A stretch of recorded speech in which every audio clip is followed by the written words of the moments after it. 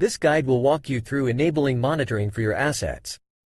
Whether monitoring periodically or with any detected change, you can effortlessly and automatically trigger scans to always be the first to know of any vulnerability.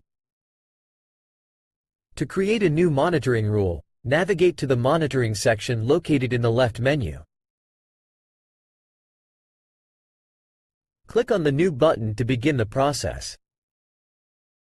In this step, specify the type of asset to monitor. Click on the Continue button to proceed.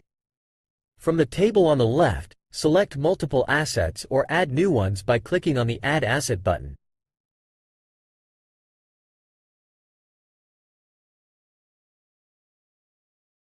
Proceed by clicking on Continue.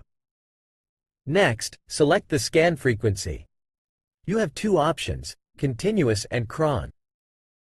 The continuous option monitors target assets for changes and triggers a scan whenever a change is detected. For continuous monitoring, you may want to set the max no scan duration option. This option sets a maximum duration after which a scan will be initiated even if no change is detected. This is crucial for ensuring complete coverage of vulnerabilities, whether they are due to alterations in back-end components or due to new vulnerabilities reported affecting one of the application dependencies.